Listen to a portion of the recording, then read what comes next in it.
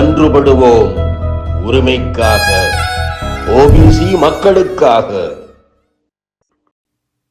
அன்புள்ள எனதருமை மக்களே, 1989 மத்திய அரசு கட்டிலில் ஏறிய பிரதம மந்திரியாக வந்த மாமனிதர் விபி சிங் இந்த முதலாம் தேசிய பிற்படுத்தப்பட்டோர் ஆணைய அறிக்கை, இரண்டாம் தேசிய பிற்படுத்தப்பட்டோர் ஆணைய அறிக்கை ஆகியவற்றை எல்லாம் எடுத்து ஏன் பிற்படுத்தப்பட்ட சமுதாய மக்கள் இவ்வாறெல்லாம் உரிமைகள் மறுக்கப்பட்டிருக்கிறார்கள் என்பதை உணர்ந்து மண்டல் கமிஷன் அறிக்கையின் பேரில் இதர பிற்படுத்தப்பட்ட சமுதாயத்தினர், இந்தியாவெங்கும் உள்ள இதர பிற்படுத்தப்பட்ட சமுதாயத்தினருக்கு 27% இடஒதுக்கீடு வழங்கி ஆணை பிறப்பித்தார். பாராளுமன்றத்தில் அந்த சட்டம் நிறைவேற்றப்பட்டது.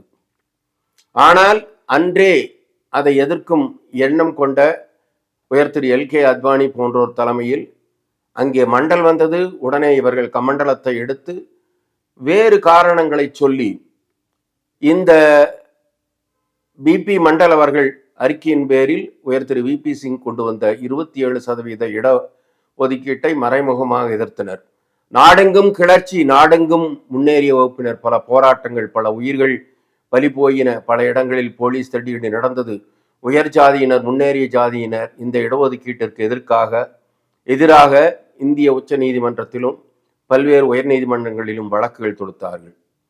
அதன் விளைவாக வந்ததே இந்திரா சகானி வழக்கு என்ற உச்ச நீதிமன்றத்தில் 9 நீதிபதிகள் அடங்கிய அரசியல் சாசன அமர்வு.